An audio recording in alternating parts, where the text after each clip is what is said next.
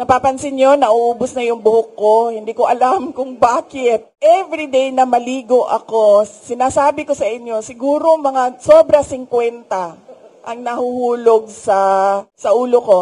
Tapos alam ko yon kasi, di ba, nag-shampoo tayo, shampoo. Tapos pag ganun mo, sasama lahat yon, di ba? Tapos nilalagay ko sa tiles yun sa wall. Ganyan, dinidikit ko siya. Tapos pagkatapos ko maligo, nililinis ko siya, tapos tinitingnan ko. Na-stress, siguro na-stress ka na nga, kaya nahulog ang buhok mo. Na-stress ka pa kasi nahuhulog yung.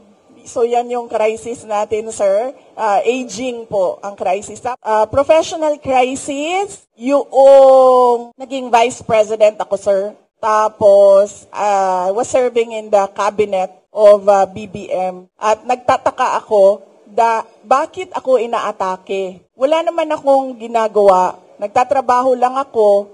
And yun yung commitment ko din noong nangangampanya ako, commitment ko sa bayan na I will serve the country faithfully. Pero kahit nakaupo ako as cabinet secretary sa Department of Education, tapos sa Office of the Vice President, ang ginagawa nila, nagro-roll out lang ng project, inaatake ako ng administrasyon. Yun yung professional crisis na daanan ko na nagtaka ako. Took me a while to realize my worth and value as a government official na hindi dapat ganito ang ginagawa sa akin. Kasi wala naman akong ginagawang masama sa administrasyon man, kay BBM man, o kahit kanino man. Kaya medyo tumagal din ng ilang buwan bago ako nag-decide na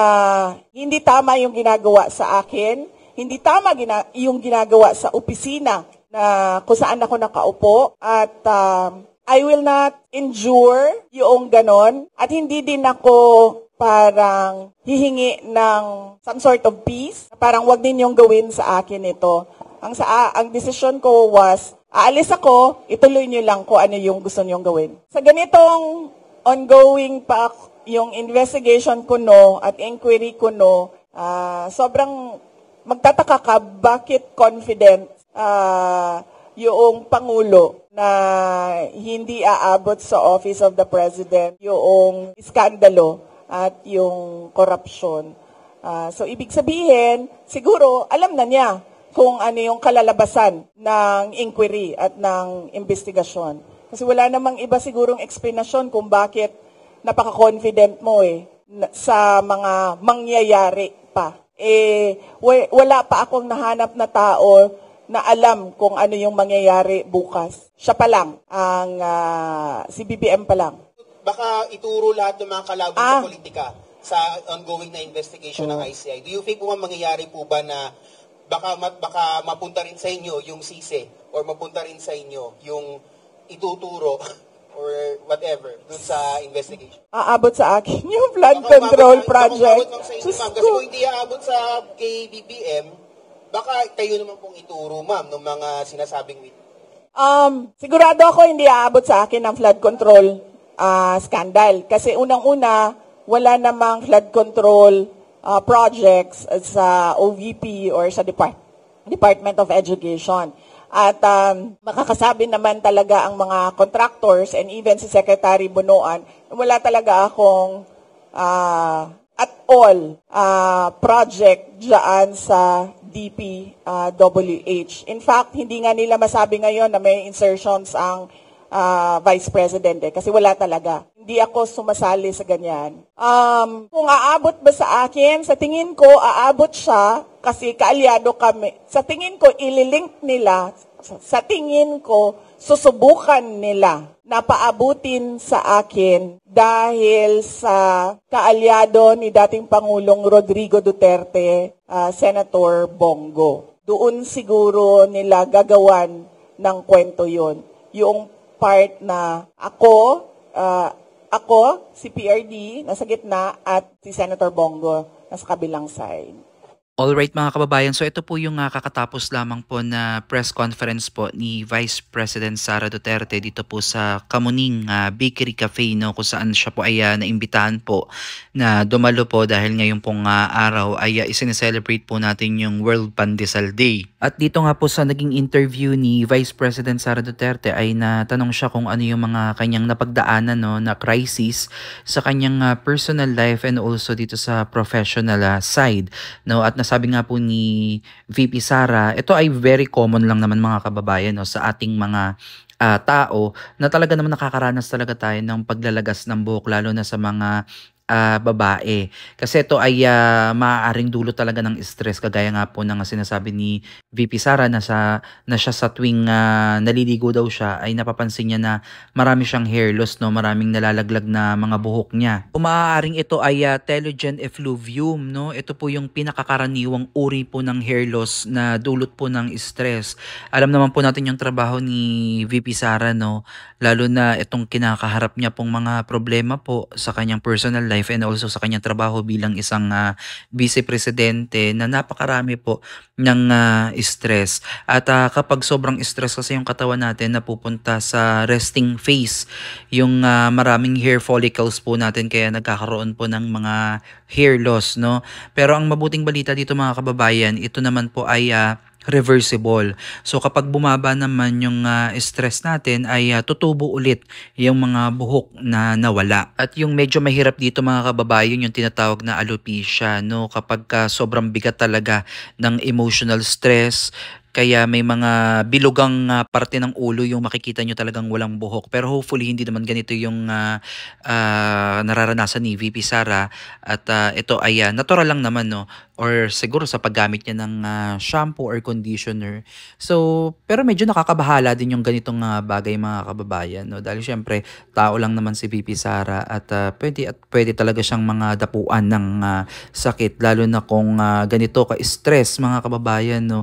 At ito nga yung kinabibilib ko kay VP Sara, no, despite ng napakarami po ng problema ng bansang Pilipinas at napakaraming issue yung ipinupukol sa kanya, tapos ngayon nakakulong pa yung kanyang ama sa ICC na isa ding burden, no, sa kanyang buhay, no, na iniisip niya na yung kanyang magulang ay nakakulong at gawa siya ng gawa ng paraan tila mailap yung pagkakataon na mai-grant nga yung interim release neto ni dating Pangulong Rodrigo Roa Duterte, which is ayun naman yung pinapanalangin natin na sana ay makalaya po si dating Pangulong Duterte upang dito na lang po siya, no, husgahan at kung siya man ay nagkasala dito mismo sa ating bansa at hindi dapat ang mga ibang lahi ang humusga sa ating dating Pangulong Duterte.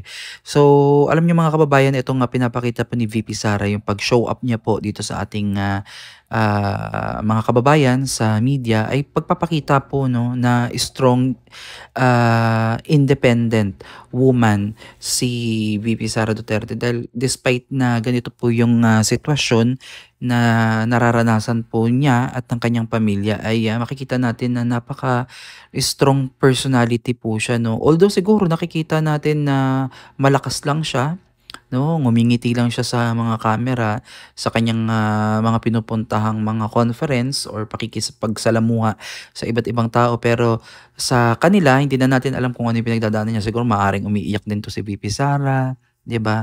Nagtatanong, kine-question yung mga nangyayari, pero what important is pinapakita ni VP Sara yung pagiging malakas, matatag ng isang babaeng leader, no, na pamunuan yung ating bansa. So hindi din naiwasan matanong mga kababayan itong ang napakalaking usapin at issue ng bansa, ang korupsyon nga po dito sa flood control. At sa katunayan nga mga kababayan ay meron nga daw pong investigasyon kuno dito nga po sa maanomalyang paggamit po ng pondo dito po sa flood control, no. At isa nga po sa mga reporter or mainstream media yung nagtanong kay VP Sara na paano o ano yung reaction niya dito, no, baka malink nga siya dito at isisi sa kanya yung usaping flood control. So para sa akin mga kababayan, hindi na malayong mangyari to, no, na talagang ibabato yung sisi sa nakarang administrasyon, kasi nakikita naman natin mga kababayan yung mga nangyayari ngayon na talagang walang issue ang hindi po pwede na i-link sa nakarang administrasyon. No, talagang meron at meron talaga silang ibabato na issue laban sa nakarang administrasyon, which is talagang very fishy na talaga, no, para sa akin. At handa naman si VP Sara Duterte na yan, na kung sakaling ganyan yung mangyari ay handa yan si VP Sara sa lahat ng mga ibabato sa kanya. At kumpiyansa naman tong si VP Sara Duterte na wala talaga siyang kinalaman dito po sa flood control, dahil wala naman po siya talagang insertion o wala naman po siyang participation dito sa DPWH, no. At yan naman po ay mapapatunayan ng mga nakaraang mga namumuno o yung mga nakaupo sa nakarang administrasyon na talagang walang kinalaman itong si VP Sara Duterte. So para sa akin mga kababayan, hindi na talaga bago yung mga ganito para sa akin, kasi kalaban mo yan sa politika eh. So talagang lahat ng ikasisira niyan, lalo na si VP Sara Duterte ay talagang maingay, matunog yung pangalan para po sa susunod na presidential election, which is 2028, ay talagang marami ang gusto siyang pabagsakin. Marami ang gusto siyang sirain para hindi matuloy itong kanyang pagtakbo bilang Pangulo ng Pilipinas. At alam naman po natin na grabe talaga yung gagawin ni VP Sara na pagbabago, no. At ito naman talaga ay para talaga sa mamamayang Pilipino, dun talaga sa mga maralita. At hopefully, no, mag 2028 na at magkaalaman ng mga kababayan kung sino talaga yung isinisigaw ng taong bayan. At this time mga kababayan, siguro magiging mas maingat na si VP Sara Duterte sa kanyang mga pakikisamahan, pakikitunguhan at gagawing alyansa, no, dahil lesson learned na yung nangyari sa kanya mga kababayan, dahil mahirap nga naman talaga magtiwala sa buhay politika, no, dahil dito mga kababayan, masasabi mo talaga na wala kang permanenteng kaibigan dito, no. Maaaring kaibigan mo ngayon pero bukas ay magiging kaaway mo na. So proven and tested na yun mga kababayan, kaya napakahirap po sa larangan ng politika. So kung wala talaga yung puso mo para sa pagtulong sa mga kababayan natin o may personal interest ka lang, talagang mahirap mga kababayan. At naway ito pong korupsyon na to mga kababayan, no, ay matuldukan na at mabigyan na po ng sa kasagutan yung mga nangyari na hindi maganda sa ating budget. At deserve nating malaman to dahil tayo ay nag-contribute sa tax na ginagamit ng ating bansa.